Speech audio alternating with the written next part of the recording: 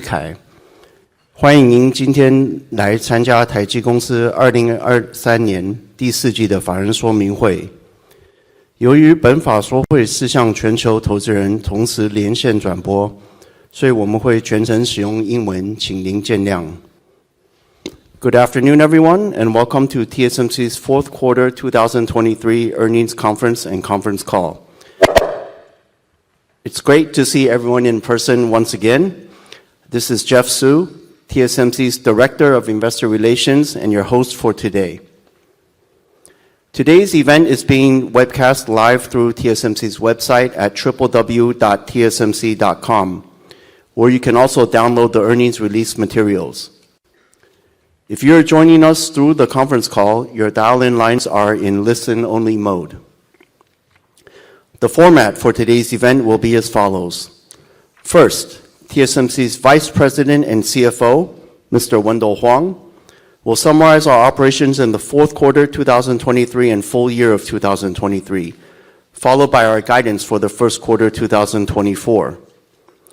Afterwards, Mr. Huang, TSMC's CEO, Dr. C.C. Wei, and TSMC's Chairman, Dr. Mark Liu, will jointly provide the company's key messages. Then, TSMC's Chairman, Dr. Mark Liu, will host the Q&A session where all three of our executives will take your questions. As usual, I'd like to remind everybody that today's discussions may contain forward-looking statements that are subject to significant risks and uncertainties, which could cause actual results to differ materially from those contained in the forward-looking statements. Please refer to the safe harbor notice that appears on our press release. And now, I would like to turn the microphone over to TSMC's CFO, Mr. Wendell Huang, for the summary of operations and the current quarter guidance. Thank you, Jeff. Happy New Year, everyone. Thank you for joining us today. My presentation will start with financial highlights for the fourth quarter and a recap of full year 2023. After that, I will provide the guidance for the first quarter 2024. Fourth quarter revenue increased 14.4% sequentially in NT dollar, or 13.6% in US dollars, as our fourth quarter business was supported by the continued strong ramp of our industry-leading 3nm technology. Gross margin decreased 1.3 percentage points sequentially to 53%, primarily due to margin dilution from 3nm ramp. Operating margin decreased 0.1 percentage points sequentially to 41.6%, slightly ahead of our guidance, mainly due to operating leverage on higher revenue. Overall, our fourth quarter EPS was 9.21 NT and ROE was 28.1%. Now, let me move on to revenue by technology. 3nm process technology contributed 15% of wafer revenue in the fourth quarter, while 5nm and 7nm accounted for 35% and 17% respectively. Advanced technologies, defined as 7nm and below, accounted for 67% of wafer revenue. On a full-year basis, 3nm revenue contribution came in at 6% of 2023 wafer revenue. 5nm was 33%, and 7nm was 19%. Advanced technologies accounted for 58% of total wafer revenue, up from 53% in 2022. Moving on to revenue contribution by platform. HPC increased 17% quarter over quarter to account for 43% of our fourth quarter revenue. Smartphone increased 27% to account for 43%. IoT decreased 29% to account for 5%. Automotive increased 13% to account for 5%, and DCE decreased 35% to account for 2%.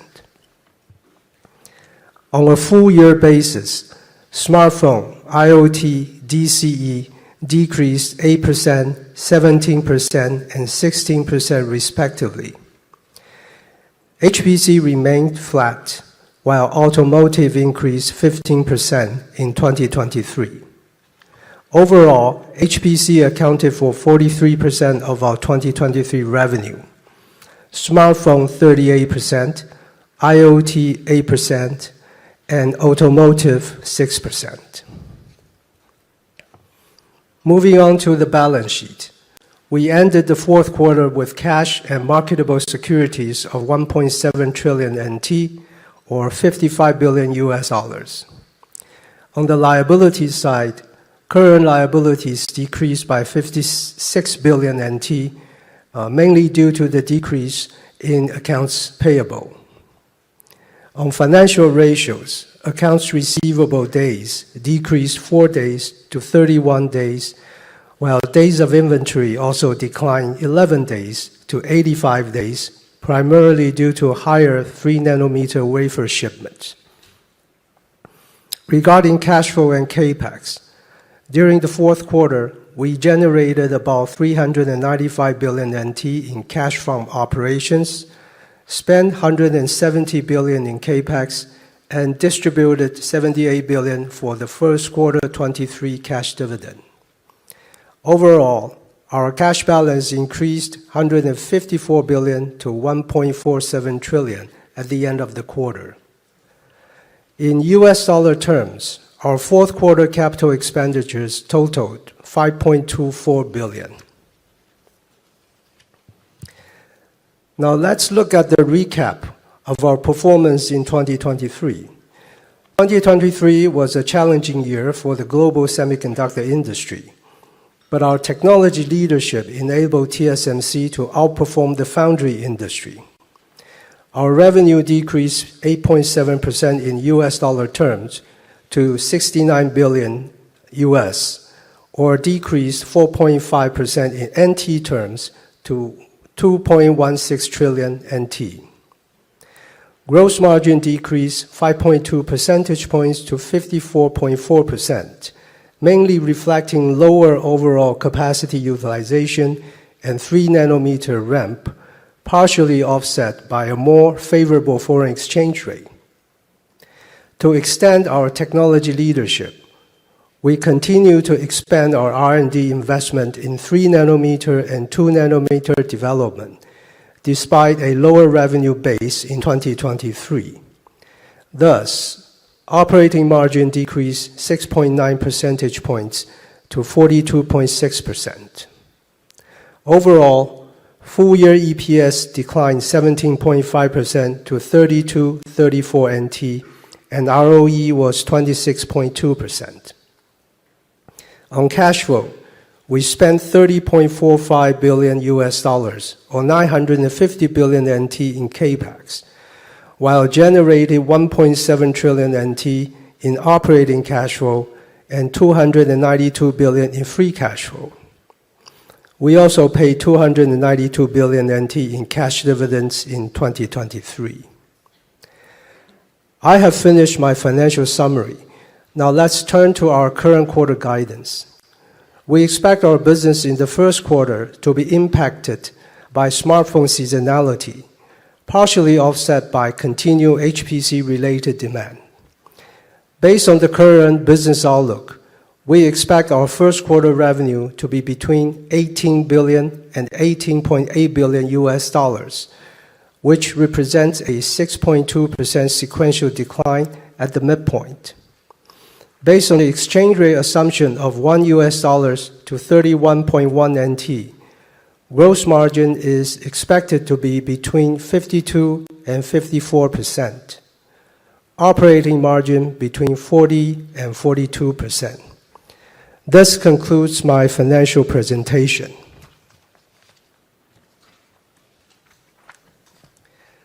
Now let me turn to our key messages. I will start by making some comments on our fourth quarter 23 and first quarter 24 profitability. Compared to third quarter, our fourth quarter gross margin decreased by 130 basis points sequentially to 53%, primarily due to the margin dilution from the continued ramp-up of our 3-nanometer technology. We have just guided our first quarter gross margin to be flat sequentially at 53% at the midpoint, primarily as a less favorable foreign exchange rate assumption is offset by product mix changes due to smartphone seasonality. Looking at full year 2024, given the 6 factors that determine our profitability, there are a few puts and takes I would like to share. On the plus side, we expect our utilization rate to rise in 2024 as our business recovers. However, as we have said before, N3 is expected to dilute our gross margin by about 3 to 4 percentage points for the full year of 2024, as the revenue contribution will be much higher than in 2023. In addition, we have a strategy so that some of our N3 capacity can be supported by N5 tools, given the strong multi-year demand. Such a plan will enable higher capital efficiency in the mid to long term, but requires cost and effort in the near term. Most of this conversion will occur in second half of 2024, and we expect it to dilute our gross margin by about 1 to 2 percentage points in second half of 2024. Finally, we have no control over the foreign exchange rate, but that may be another factor in 2024. Long term, excluding the impact of foreign exchange rate and considering our global manufacturing footprint expansion plans, we continue to forecast a long-term gross margin of 53% and higher is achievable. Next, let me talk about our 2024 capital budget and depreciation. Every year, our CapEx is spent in anticipation of the growth that will follow in future years. In 2023, we spent $30.4 billion, lower than our prior guidance of approximately $32 billion, as we continue to tighten up our capital spending where appropriate, given the near-term uncertainties. In 2024, our capital budget is expected to be between $28 billion and $32 billion as we continue to invest to support customers' growth. Out of the 28 to 32 billion capex for 2024, between 70 and 80% of the capital budget will be allocated for the advanced process technologies. About 10 to 20% will be spent for specialty technologies, and about 10% will be spent for advanced packaging, testing, mask making, and others. Our depreciation expense is expected to increase close to 30% year over year in 2024, mainly as we ramp up our 3-nanometer technologies. Finally, let me make some comments on our long-term capex and cash dividend distribution policy. At TSMC, a higher level of capital expenditures is always correlated with higher growth opportunities in the following years.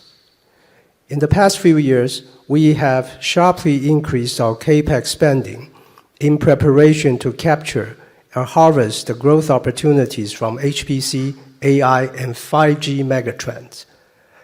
Despite a challenging 2023, our revenue remains well on track to grow between 15 and 20% CAGR over the next several years in US dollar terms, which is the target we communicated back in January 2022 investor conference. With our 2024 capex guidance of 28 to 32 billion, the rate of increase of our capital spending has begun to level off as we capture and harvest the growth. The objectives of TSMC's capital management are to fund the company's growth organically, generate good profitability, preserve financial flexibility, and distribute a sustainable and steadily increasing cash dividend to shareholders. As a result of our rigorous capital management, in November, TSMC's board of directors approved the distribution of a 3.5 NT per share cash dividend for the third quarter of 2023, up from 3 NT previously. This will become the new minimum quarterly dividend level going forward. Third quarter 23 cash dividend will be distributed in April 2024. In 2023, TSMC's shareholders received a total of 11.525 NT cash dividend per share, and they will receive at least 13.5 NT per share cash dividend for 2024. In the next few years, we expect the focus of our cash dividend policy to continue to shift from a sustainable to a steadily increasing cash dividend per share. Now, let me turn the microphone over to CC. Thank you, Window. Good afternoon, everyone. First, let me start with our 2024 outlook. 2023 was a challenging year for the global semiconductor industry, but we also witnessed the rising emergence of generative AI-related applications, with TSMC as a key enabler.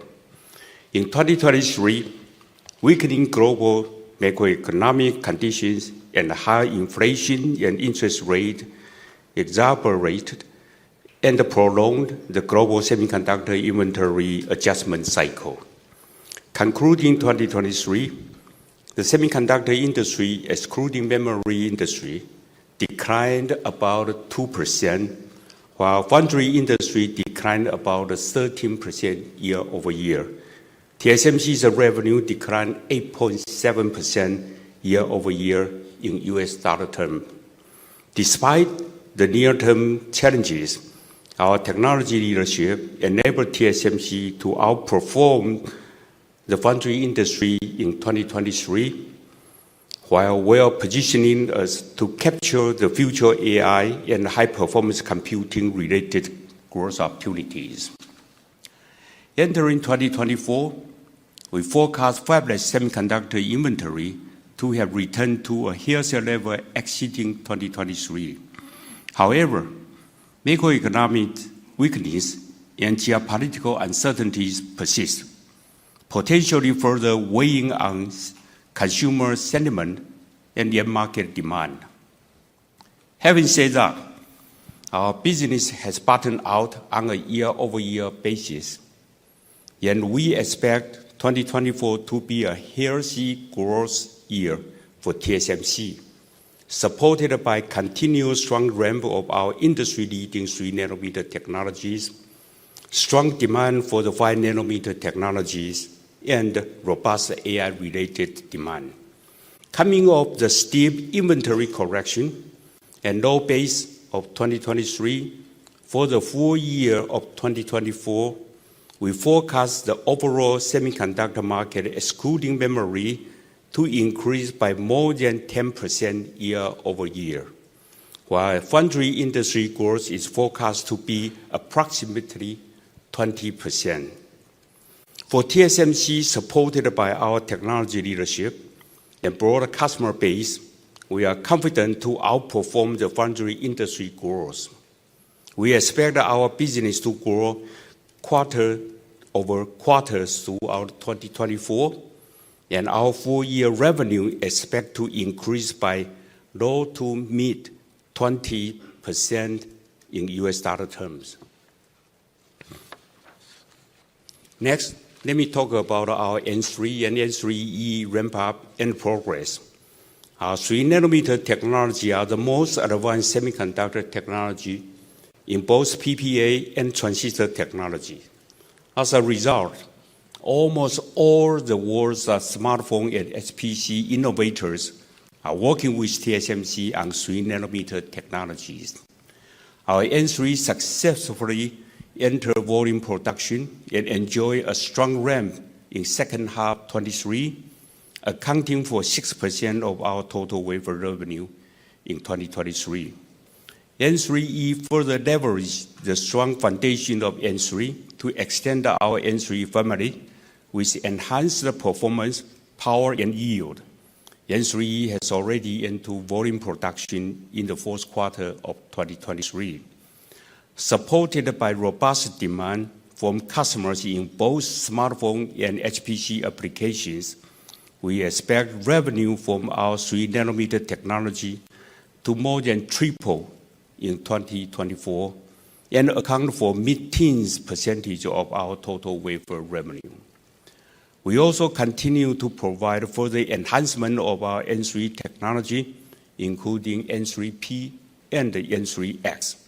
With our strategy of continuous enhancements of our 3nm process technologies, we expect strong multi-year demand from our customers and are confident that our 3nm family will be another large and long-lasting node for TSMC.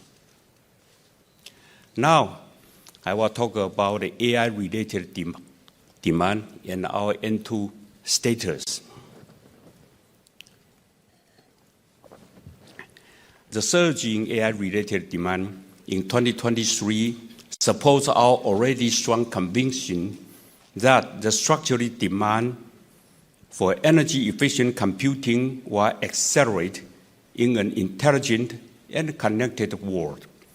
TSMC is a key enabler of AI applications. No matter which approach is taken, AI technology is evolving to use more complex AI models as the amount of computation required for training and inference is increasing. As a result, AI models need to be supported by more powerful semiconductor hardware, which requires use of the most advanced semiconductor process technologies. Thus, the value of TSMC technology position is increasing, and we are all well positioned to capture the major portion of the market in terms of semiconductor component in AI.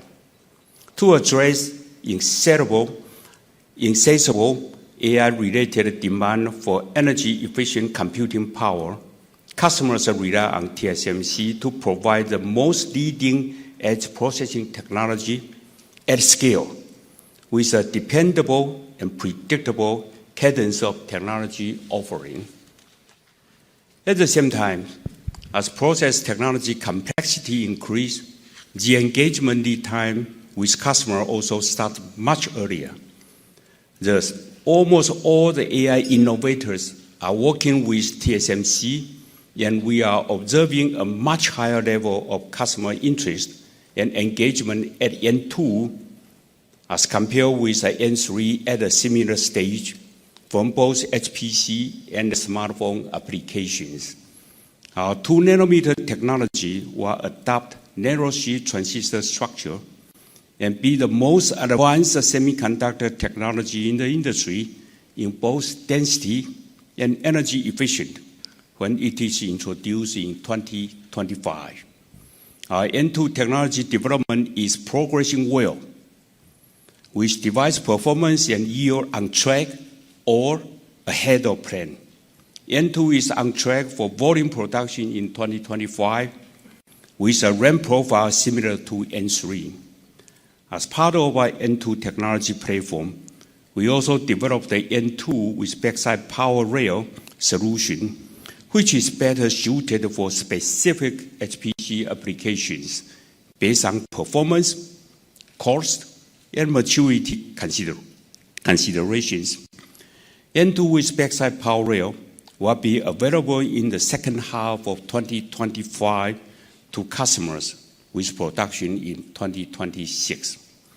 With our technology of continuous enhancement, N2 and its derivative will further extend our technology leadership position and enable TSMC to capture the AI-related growth opportunities well into the future.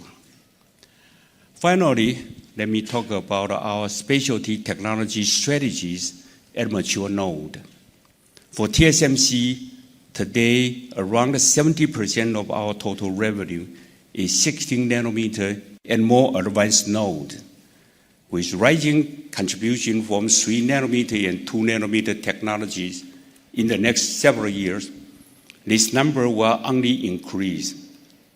Thus, our mature node exposure is around 20% of our total revenue.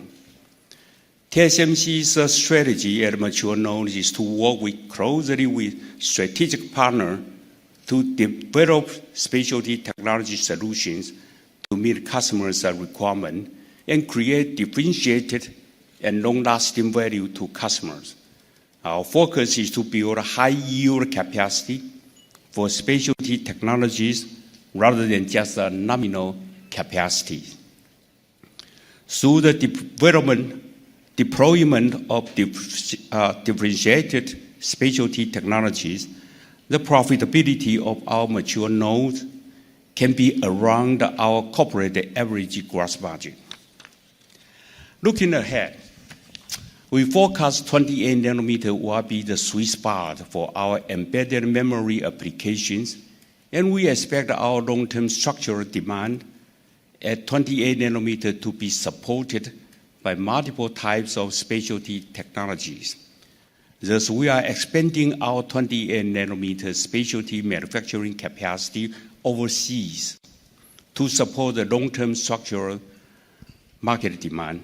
We believe demand for the differentiated specialty technology will remain steady despite the potential industry capacity increase, and our utilization rate and structural profitability at mature node can be well protected in the future. This concludes my prepared remarks, and now let me turn the microphone over to Mark. Thank you, C.C. Good afternoon, everyone. First, let me talk about our global manufacturing footprint update. TSMC's mission is to be the trusted technology and capacity provider for the global logic IC industry for years to come. In today's fractured globalization environment, our strategy is to expand our global manufacturing footprint to increase our customer trust, expand our future growth potential, and reach for more global talents.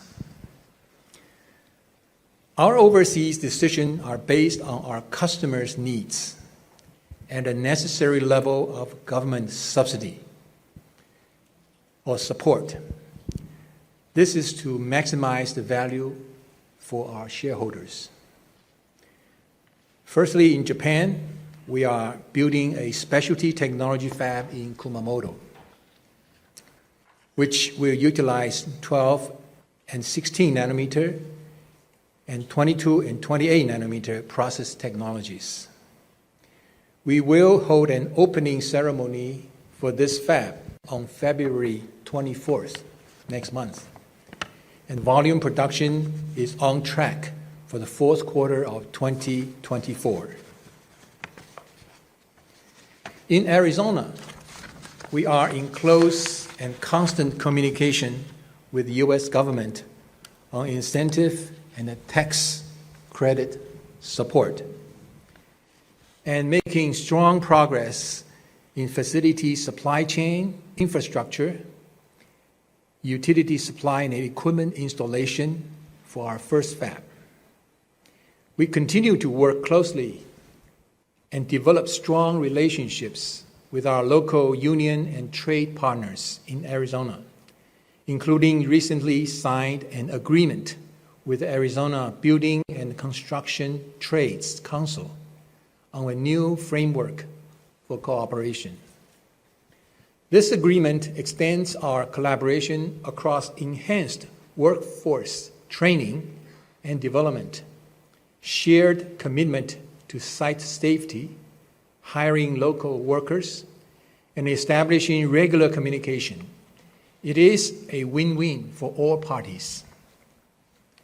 We are well on track for volume production of N4 or 4 nanometer process technology in first half of 25, and are confident that once we begin operations, we will be able to deliver the same level of manufacturing quality and reliability in Arizona as from our fabs in Taiwan. In Europe, we plan to build a specialty technology fab in Dresden, Germany, focusing on automotive and industrial applications with our joint venture partners. We continue to be in close communication with the German federal, state, and city governments, and their commitment to this project remains strong and unchanged. Fab construction is scheduled to begin in Q4 2024, this year. In Taiwan, of course, we continue to invest in and expand our advanced technology capacities to support our customers' needs and their growth. Given the robust multi-year demand for our 3-nanometer technologies, we are expanding our 3-nanometer capacity in Tainan Science Park. We are also preparing our N2 volume production starting in 2025. We plan to build multiple fabs or multiple phases of 2-nanometer technologies in both Hsinchu and Kaohsiung science parks to support the strong structural demand from our customer, CC just mentioned. In Taichung Science Park, the government approval process is ongoing and is also on track. While the initial cost of overseas fab I previously mentioned are higher than TSMC's fab in Taiwan, we are confident to manage and minimize the cost gap. Taiwan remain committed to deliver profitable growth and maximize the value for our shareholders. Now, let me talk about my retirement. On December 19th last year, I announced that I have decided not to seek nomination of board members for the next term and will retire from the company after the 2024 annual shareholders meeting in June. Allow me to say this. Over the past 30 years, I have been incredibly fortunate to be able to work at and contribute to TSMC. I started at TSMC 30 years ago as a leader of a small 4-person fab construction team. It has been my privilege to serve as chairman of TSMC. And after our legendary founder, Dr. Morris Chang, over the last 6 years. During this time, we have reaffirmed our commitment to our mission to be the trusted technology and capacity provider to the global logic IC industry for years to come, while adhering to our core values of integrity, commitment, innovation, and customer trust. TSMC's success is predicated on providing the industry's most leading-edge process technology at scale in the most efficient and cost-effective manner to enable all the innovators to successfully offer their best products to the world. We together have worked diligently to enhance our focus on our technology leadership, competitiveness, global manufacturing footprint, digital excellence, sustainability, and corporate governance to maximize the value for our customers and our shareholders. The past 30 years with TSMC has been an extraordinary journey for me, and I want to extend my sincerest thanks to our incredible, talented team and all our TSMC's colleagues, whose diligence, dedication, and can-do spirit have made the company into what it is today. Now, TSMC's nomination, Corporate Governance and Sustainability Committee of the board has recommended Dr. C.C. Wei to succeed as the company's next chairman, subject to the election of the incoming board in June 2024. If Dr. Wei is elected to be chairman, he should also continue in his current role as CEO, supported by a deep and experienced team of senior executives, many of whom have been with TSMC for many, many years. As I look ahead to spend more time with my family and starting the next chapter of my life after our AGM in June, I remain fully confident in TSMC's strategy, leadership, and execution, and firmly believe TSMC will continue to perform outstandingly in the years ahead. Thank you for your trust in TSMC, and the best is yet to come for the company and its shareholders. This concludes my messages and our key messages together. Thank you for your attention.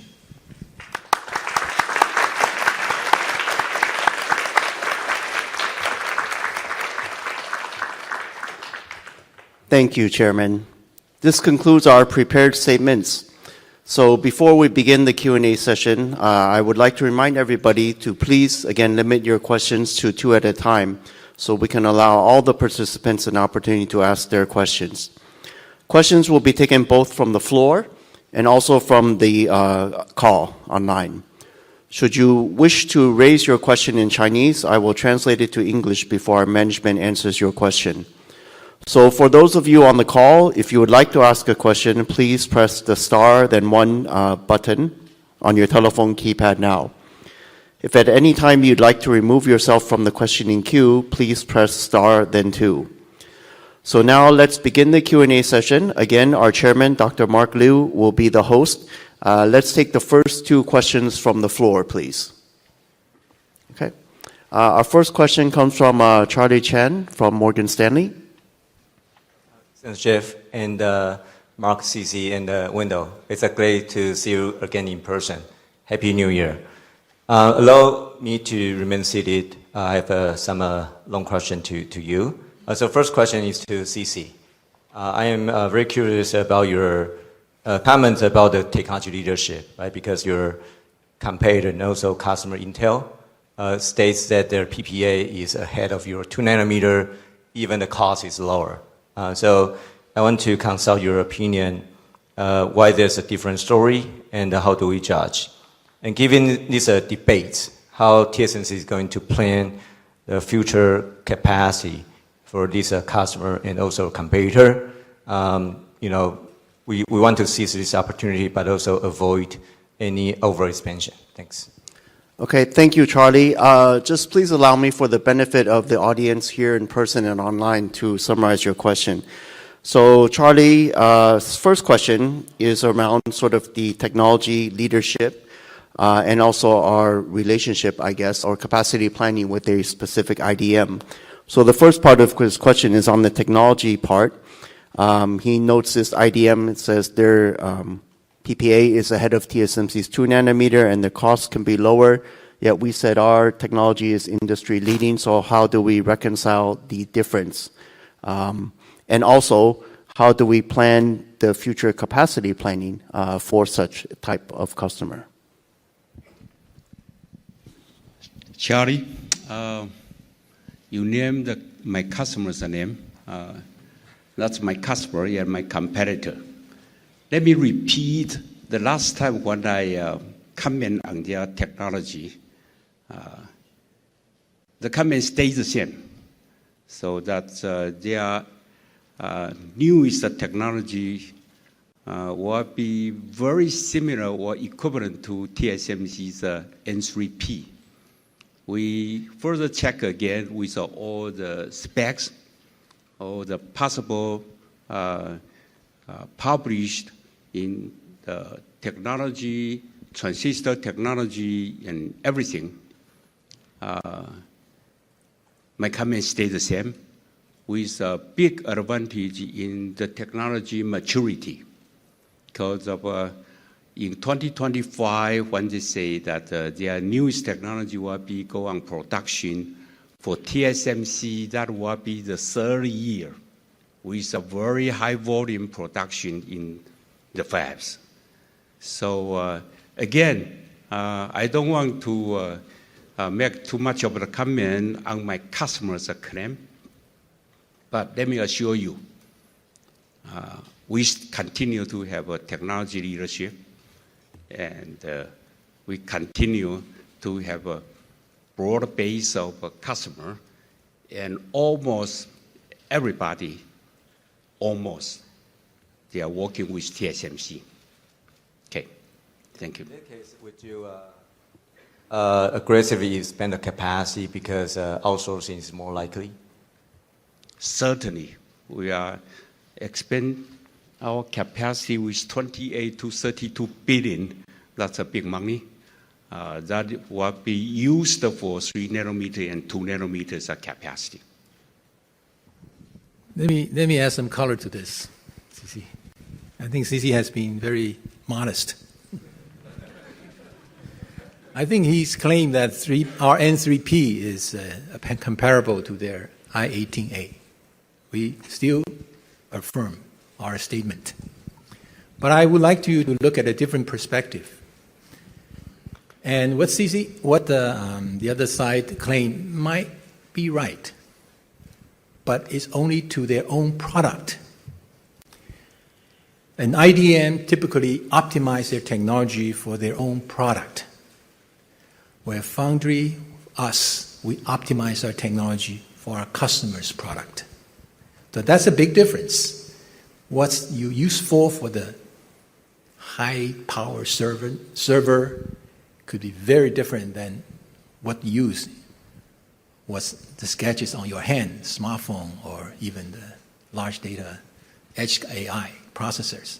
So you should look at this. I think the time compared with PPA, we still affirm our statement, but I think just look at our customers' action that just tell us all the stories. Thanks, Mark. So Jeff, can I go for a second one? Yes. So Mark, so first of all, I really appreciate your leadership. I believe global investors appreciate your past 6 years, create lots of shareholders' value. Thank you. So my question is about the content of your speech in November. The speech was about the TSMC in the era of AI. And you mentioned some very interesting data points. You use the AI technology to improve the defect clarification, also the EUV throughput by, for example, 10%, right? So now the generative AI can be very big breakthrough in terms of technology. Do you think Samsung or Intel, by leveraging the generative AI, can really break through and catch up your technology? And also, before your retirement, any kind of a big unfinished goal or targets for TSMC? Thank you. Okay, thank you, Charlie. So Charlie's second question is directed to Chairman.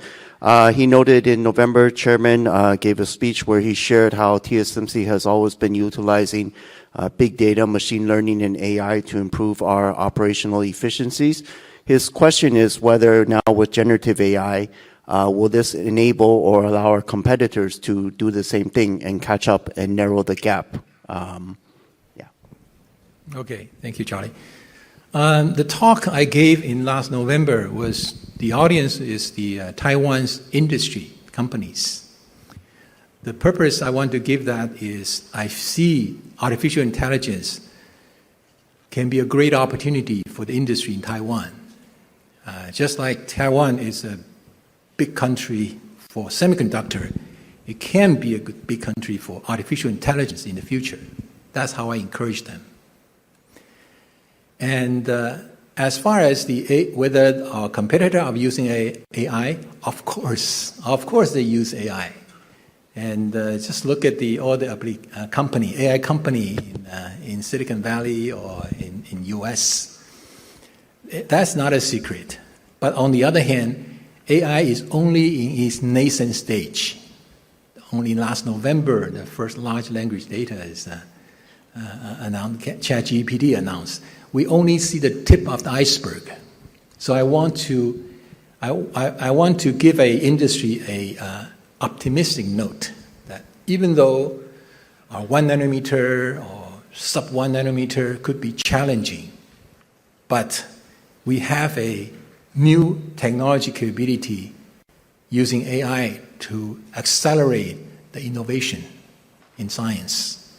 And that is a part. And we have been working on that for many years already. So we open, of course, it's a fair competition. Yeah, it's no secret. Yeah. Oh, you have another question about Sure. one?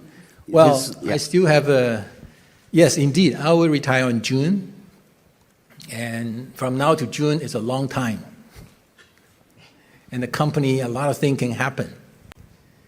And I think I hope we definitely execute to CC's forecast of this year. I think by the middle of this year, I think we're pretty sure we can accomplish that.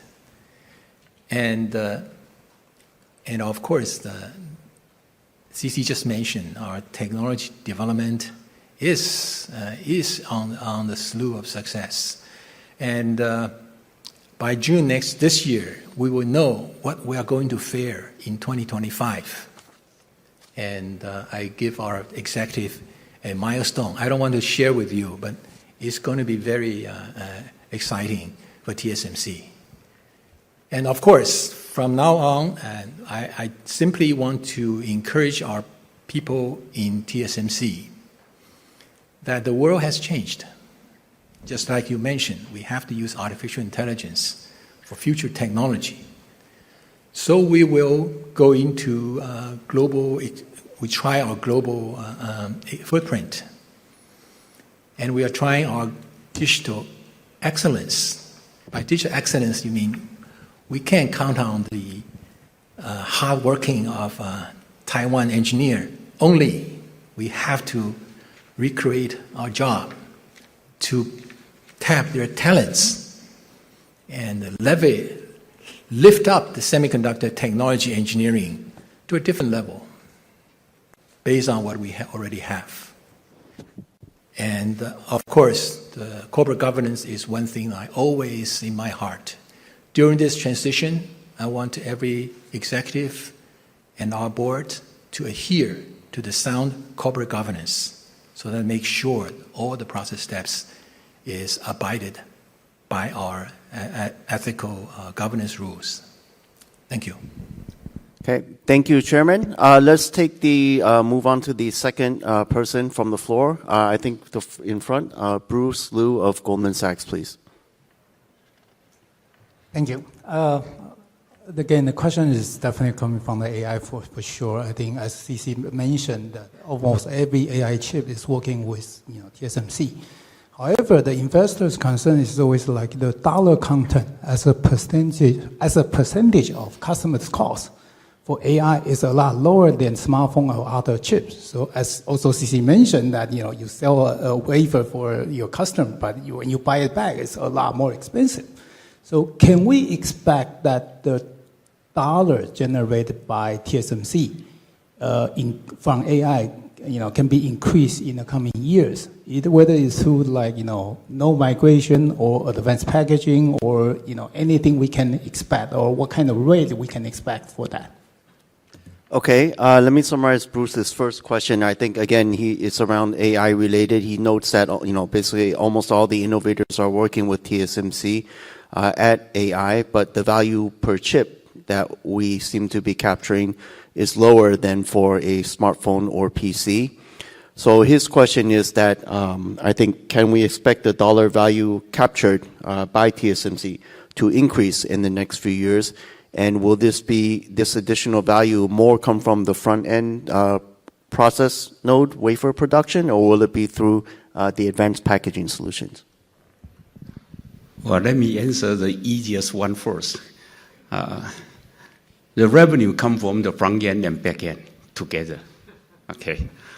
To capture the value, yes, we are working on it, definitely. But first, let me say that I'm very happy that my customer has been very successful in the AI area. And we are a key enabler for the AI applications. So far today, everything you saw on the AI came from TSMC. Okay. Now here comes the question, say that how we going to capture the value. We are working on it, and actually we see today, let's say that the component, the total value in the AI, the whole AI data center is a very small percentage amount. If we narrow down the AI component or the semiconductors value in the whole system, yes, it's a small percentage. But for TSMC, we look at ourselves, the AI's CAGR, that's the growth rate every year, is about 50%. And we are confident that we can capture more opportunities in the future. So that's what we said, that in up to 2027, we are going to have a high teens of the revenue from very narrow, we define the AI application processor. Not to mention about the networking, not to mention about all others. Okay, and to further extend our value, actually, all the edge device, including smartphone, including the PC, they start to put the AI application inside. They have some kind of a neural processor, for example. So the silicon content will be greatly increased. Although the unit is actually a low single digit in CAGR, but the silicon content is more important. So put all together, if we run some of the AI-related application, actually it's quite a big amount for TSMC to grow. Okay. Bruce, do you have a second question, please? Yeah. The second question is more for the technology leadership. I mean, as we're moving into the nano chip or the advanced node, we see another technology divide nowadays. As for example, like a high-end EUV tools. TSMC seems has a different view with other peers. I mean, in the past, like 20, 30 years, there are several technology divide that TSMC always choose the right decisions, right? So can you tell us that why you choose, your current route comparing to your peers? What is the pros and cons, and what's the advantage, and how confident that TSMC can leverage that to be the key success factor for the leading edge? Okay, Bruce's second question is in regards, I think, to technology development and decision making. Basically, he notices that today there's divergence, or his words, divide between different companies' technology decision, whether to adopt nanosheet transistor structure, whether to adopt high-NA tools. He notes in the past that this has always occurred in our industry, but TSMC has somehow managed to make the right decision. So he is asking especially what do we look at or evaluate in our decision-making process? What are the pros and cons and advantages? And probably most importantly, how confident are we about our technology decisions going forward, whether nanosheet or high-NA, given our competitors' actions? Bruce, you ask a very technical question. I am not very sure everybody knows the high-NA or is nanosheet or gate all around. But let me answer the question. We always make the right decision, and our track record shows that. Is that enough? Okay, let me elaborate a little bit more. Because of a technology itself is no value only when it can serve your customer. So we always work with our customer to give them the best transistor technology and the best power efficient technology, and at the reasonable cost. Okay, and more importantly, the technology maturity that in the high volume production. That's all important. Everything counted together. So every time we know that there are some new structure, there are new tools such as high-NA, EUV, we look at it carefully, look at the maturity of the tools, look at the cost of the tools, and look at the schedule of that how to achieve it. We always make the right decision at the right moment to serve our customer. And so far, all our customers are happy with TSMC's progress. Okay.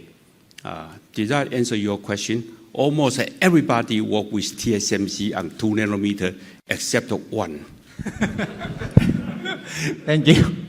Okay, thank you, CC.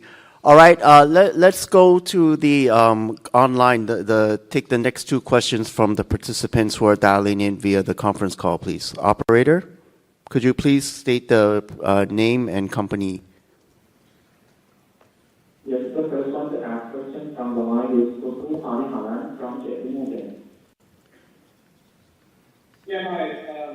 Happy New Year, and thanks for taking the question. Before asking the question, before we make one clarification, I heard CP mention that the AI contribution will rise to high teens of revenues by 2027. I remember that number of low teens when you mentioned the 6 months back. So have we increased that expectation now?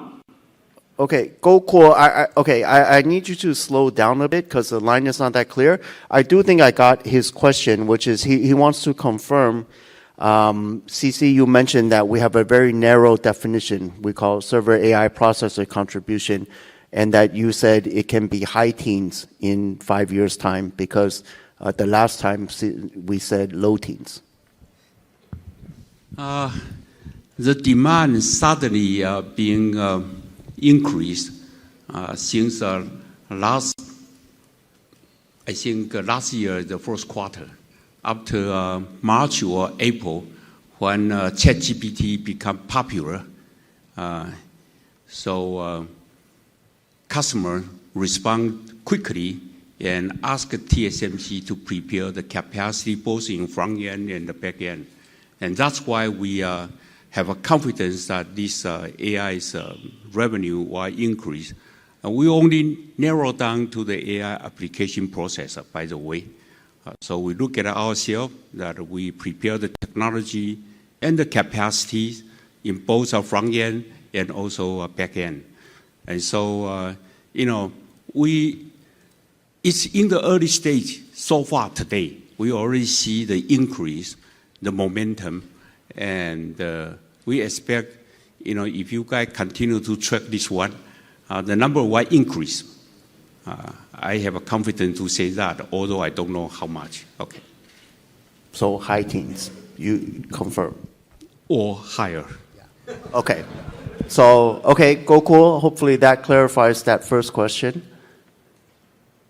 Okay, thank you very much. My second question is about gross margin. In the downturn, we are bottoming out at much higher gross margin levels than before.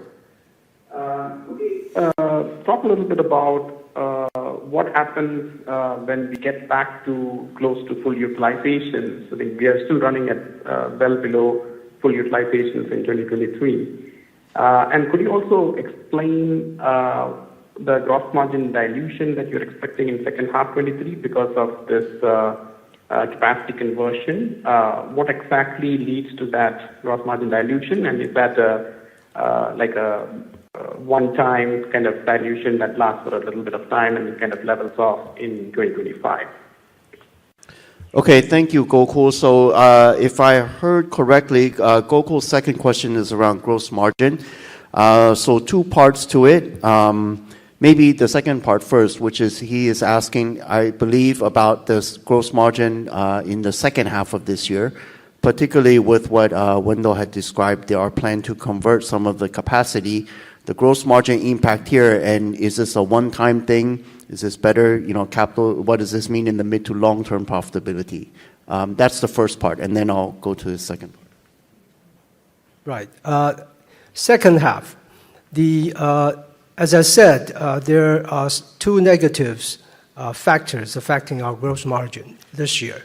The first one is the N3 dilution. N3 volume will be much bigger in the second half than in the first half. So the second half impact from N3 dilution will be between 3 to 4 percentage points. And also the N5 capacity converted to N3, that will mostly take place in the second half as well. So that will be 1 to 2 percentage points. Okay, that's for this year. For the longer term, if you look at these two factors, our N3 dilution will gradually reduce because the profitability will continue to improve or increase in the next several years. And N5 converted to N3, it's a one-time short-term impact on profitability, which will bring capital efficiency to us in the middle to long term. And the benefits together will be much bigger than the one-time hit in the short term. So if you're talking about the longer-term profitability, including these two factors, plus we're selling our value, our technology value, as CC mentioned, we continue to drive down the cost. We build our capacity based on the long-term market profile and not the short-term cyclicality, and therefore enable us to have a pretty good utilization. The only thing we are not able to control is foreign exchange rate. So if you put all these together, we still believe that 53% and higher long-term gross margin is achievable. Okay, Gokul, does that answer both parts of your question? Yeah, so just to clarify, so given we are at a much lower utilization than normal, what you suggest, Wendell, is that gross margin should get back to the mid to high 50s once the upcycle starts to gain more momentum, just like what we saw in 2022. Is that a reasonable expectation? Yeah. Okay, thank you, Gokul. So Gokul, really, he's asking 53% and higher. Can it be higher? Because, of course, he looks at last year, the utilization was lower, and we still managed to deliver. So he's wondering, once utilization goes back to full, can it get to mid to high 50s? We are working on it. Okay, certainly we prepare our capacity according to customers' demand. Last year is very challenging because everybody missed their forecast, and so did TSMC. And so the utilization rate is pretty bad. And I believe everybody got more experience in the next few years. And so TSMC's utilization rate will continue to increase. I guarantee that. Okay, So the question is, we're working on it. It can be.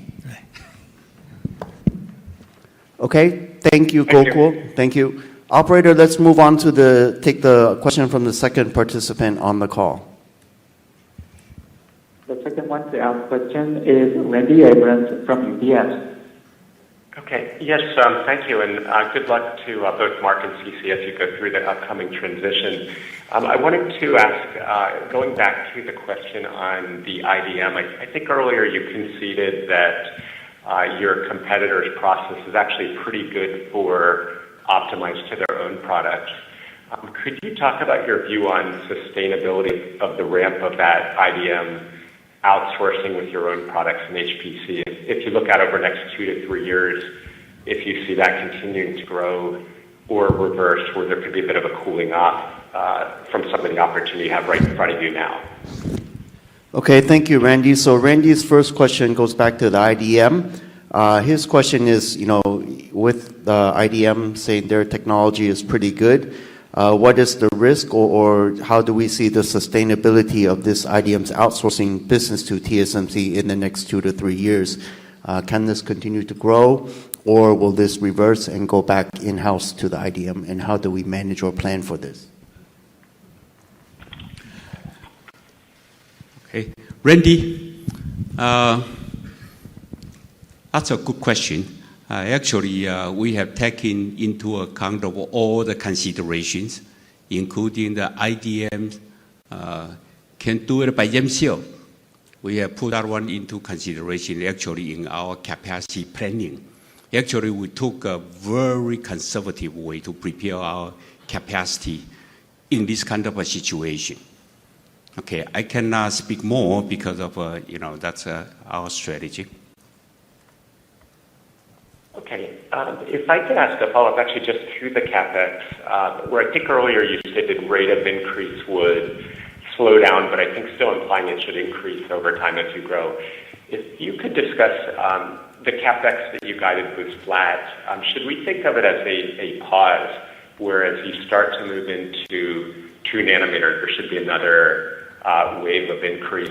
And second part, somewhat related, but curious about the geographic expansion. There's been a lot of press about new fabs in Japan, second fab, and potential third advanced fab. And it feels like the first fab went smoothly. So are you starting to redirect or think more expansion to Japan rather than U.S. or potentially both? You have both options as you move to 3 nanometer.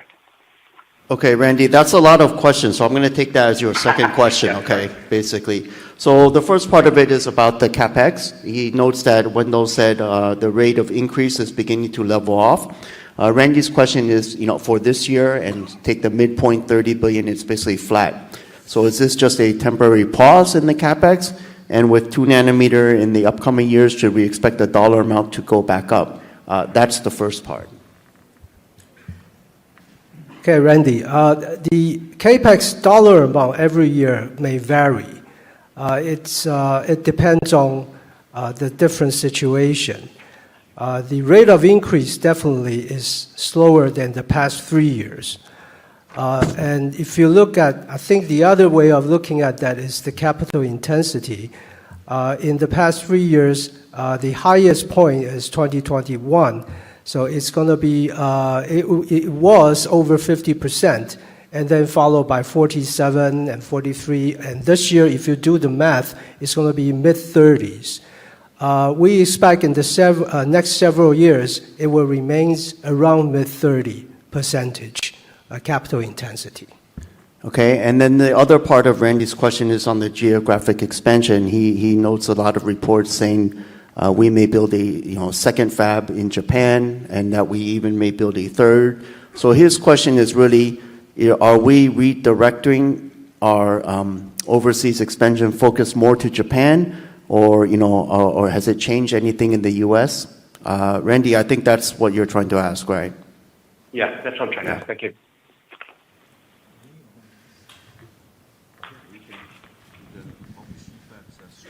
Can you repeat the question again? Sure. Oh, that was So Randy is saying, look, he knows there's a lot of talk. We're going to build a second fab in Japan, maybe 3. So he just wants to know, are we shifting our overseas expansion focus to Japan or from the U.S., or is there any big significant change? No. I think Japan, the second fab in Japan is in serious evaluation stage. We haven't announced to the public yet, and we're still discussing with the Japan government. Although they are very cooperative, so you might be waiting for that. But that technology will still be either 7 or 16, 12 technologies. And remember, our Kaohsiung fab, the first fab, used to be 28 nanometer or 7 nanometer. Now it's becoming 2 nanometer. So that is the shift if there is a second fab in Japan. That's our current plan. Yeah. And as far as great. No, that's helpful. Yeah, thank you. And then to quickly follow up, 3 nanometer, because 5 nanometer was slightly delayed, would 3 nanometer still come 2 years after the new plan for 5 in Arizona? Thank you. So in Arizona, Randy wants to know that we have 5 nanometer in first half 25. What's the plan for the second fab with 3 nanometer? Yes, we are. The second fab shell is under construction. But what technology in that shell is still under discussion, and think that also has to do with how much incentives that the U.S. government can provide. And yes, there will be a gap. At least current planning is 27 or 28. Yeah, that'll be that time frame. To be honest, most all the fab in overseas, what actually being loaded, what technology being set up, really is the decision of customers' demand in that area. at that timing. So nothing is definitive, but we are trying to optimize the value for the overseas fab for TSMC. Okay, thank you, Chairman. Thank you, Randy. All right, in the interest of time, we'll take the next two from the floor. I think there's one here. First, Laura Chen from Citibank. Thank you very much for taking my question. Thank you, gentlemen, Mark, CC, Wendell, and Jeff. Happy New Year. I think we got a lot of discussion about the leading position in the most advanced node. So I just have a question about what's your view on the mature node dynamic? In particular, we are seeing that globally, consider the geopolitical tension. So we are seeing that the fab all over the place in the world.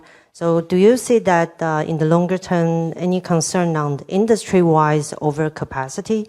So what's TSMC's strategy, and also what's your view on your mature nodes profitability as well? That's my first part. Thank you, Laura. So Laura's first question is on mature node strategy and profitability. She notes with the geopolitical dynamics that there's a lot of capacity being built on the mature nodes. So her question is, do we see or expect an industry-wide oversupply? And probably more importantly, what is the impact to TSMC's mature node strategy and profitability? Laura, I think your observation is right. There might be too much of a capacity being built right now for mature nodes. So the concern on overcapacity is valid. Now let's talk about TSMC. As I said, TSMC increased the mature node capacity for specialty technology, differentiated with others. We work with customer, and that kind of a capacity, actually effective capacity as we name it, is with a commitment from customers loading and for the future business. And because we offer the value for our customer to design their product, so we believe that they can retain their product's value, even the capacity is flooded in the industry. And so long as our customer is doing well, TSMC is doing well. And so the profitability, as I said in my statement, it will be around the corporate average. So we don't have concern. We speak for TSMC, okay? It could be industry issues. That's very helpful. Thank you. And also, my second question is back to AI related. As we know that a lot of investors care a lot about your advanced packaging progress. We also know that TSMC got a very good progress on 3D IC, SOIC. So can you share with us your progress development beyond CoWoS? What's your plan on the 3D IC, and what's the schedule and the capacity you are aiming for in the next 2-3 years? Okay, thank you, Laura. So Laura's second question is on advanced packaging. She notes, again, the strong demand for AI-related applications. So advanced packaging, the progress, of course, CoWoS demand is very strong. Her question is really, I think, beyond CoWoS into true 3D IC or integration solutions such as SOIC. What is the progress that we see, the engagement from customers, the capacity, and basically the outlook for these segments of the business? The demand actually is very strong. Today's situation that we cannot offer enough capacity to support our customer. And that condition will continue probably all the way to next year. Although we are working very hard to increase the capacity. For example, this year we are doubling our output. That's still not enough. And so we continue to increase for the next year. The progress, so far so good, because we invested on the advanced packaging technology for more than 10 years already. So we expect the growth rate for CoWoS, for 3D IC, or for SOIC per se, it will be more than 50% CAGR in the next few years, at least. And so we are confident that the demand is there. It's TSMC's capability to offer enough capacity to support our customer. For CoWoS, you will be doubling, and what's the idea about the next year? Do you have any preliminary thought? I will talk to you next year. Thank you. Okay, thank you. We have a question here from Brad Lin from Bank of America Merrill Lynch. I think in the interest of time, we'll take one question, from yourself, and then we'll take one more from the line, and then one more in person if there's any. All right. Wait, hello. Oh, okay. Thank you for taking my question. So my question will be still around N3 and also IDM. So as we understand, the demand is uncertain, but we can definitely increase our business certainty by gaining market share. So do we expect some more contribution or market share again, especially from IDM side, or any more contribution from PC side, maybe by the end of the year or any time soon? Thank you. Okay, so Brad's first question is about IDM outsourcing. I think, again, given the technology leadership that we have, he wants to know, do we expect more business or outsourcing from the IDM by the end of this year? And how do we see it? Is it uncertain going forward? That is too specific. You say the IDM outsourcing, I know whom you talk about. So I better not to make any comment. I stay what I said. We take everything into consideration. We welcome the business, but we prepared our capacity expansion. Okay. Got it. Thank you very much. Your second question? Yes. So it's on the advanced packaging. So we know that the CoWoS-S right now as a mainstream. So have the management seen the clients converting to either CoWoS-R, CoWoS-L, and then what's the implication to revenue and margin profile? Okay, so it's also a very too specific question. But again, Brad wants to know, CoWoS-S seems to be the mainstream today. Do we see customers switching to CoWoS-L or CoWoS-R, and what's the margin implication?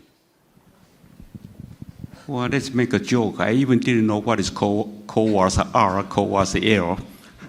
But anyway, we are working with customers to support them with adequate capacity, although it's not 100% enough, but we do our best. And we're developing that next generation CoWoS-L or something like that for our customer. And it's overwhelming that it welcomed by all my customers. So we are preparing the capacity for it. Okay. Got it. Thank you very much. That's last but not the least, not the question. That's two questions. No, not the question. Oh. So basically, I want to say, thank you, Mark, for your leadership contribution and endeavor for the past 30 years, not just for Taiwan, not just for TSMC, but also for Taiwan. And we wish you a happy retirement and also the new chapter of life. Thank you. Thank you. Thank you. Okay, we will take the final questions from the last two participants. Let's go online first, then we have one in person. Okay, operator. Next from the call is Chris Sankar from TD Cowen. Go ahead, please. Yeah, hi. Thanks for taking my question. I have two of them. First one, I think Wendell, you spoke about revenue growth for the year, and you gave some gross margin guidance. I'm just trying to wonder how to think about gross margin for the full year in the context of the fact that TSMC's earnings are going to grow in the low to mid 20%. How do you think about gross margin for full year 2024? And then I had a follow-up. Okay, Krish, again, sorry, we could not hear you that clearly online, but I think his question is, correct me if I'm wrong, with the revenue outlook that we gave, low to mid 20s growth in US dollar term, what is the outlook for the full year gross margin? Is that what you're asking? That's correct. Yeah. Okay. That's right, Jeff, yes. Right. So I just mentioned a couple of puts and takes on the gross margin of this year, and I also said that the second half we will have a higher dilution from two factors. But we're not ready to give out a full year guidance on gross margin yet. So we'll talk about that as time goes by. But let me say this, longer term, with all the factors together, still 53% and higher is definitely, we're very confident in it achieve that. Okay, does that end? Yeah. Very helpful. Sorry, Krish, why don't you go and ahead? Then a follow-up, and just a quick follow-up, and I just want to say thanks a lot to Mark for all the support. Just a follow-up, in terms of the revenue growth for this year, December quarter you exited HPC and smartphone roughly 43% of revenue. What's going to drive the growth this year? Is HPC or smartphone, which is going to be better this year to get to the low to mid 20%? Okay, Krish, sorry. Again, we could not hear you that clearly, but I think I got the gist of your question. Maybe the way Krish's question is what, the components that's driving the revenue growth this year, maybe we can share with him by the 4 growth platforms. Chris, the HPC will have the highest growth, actually much higher than the corporate. The other 3 platforms will all grow, although slower than the corporate. Thank you very much. Thank you, CC. Thank you, Wendell. Thanks, Mark. Thanks, Jeff. Yep, no problem, Krish. Okay, then we'll take the final question from the floor, the first row here. Nicholas Barrett of Macquarie. The microphone is on. You can. It's on, thanks. Yes. Very quick 2 questions. Thank you very much, Jeff. Is it possible, or would you expect that some of your Arizona customers could be only customers in Arizona? That some U.S. customers only want to buy wafers made in the U.S.?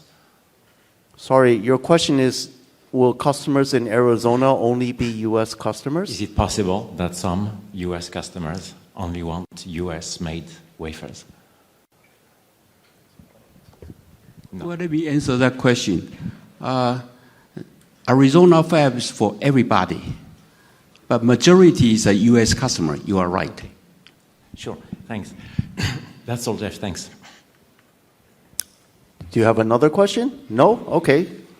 Well, if not, then this does conclude our Q&A session. Before we conclude today's conference, please be advised that the replay of the conference will be accessible within 30 minutes from now, and the transcript will become available 24 hours from now, both of which are going to be available through our website, TSMC's website, at www.tsmc.com.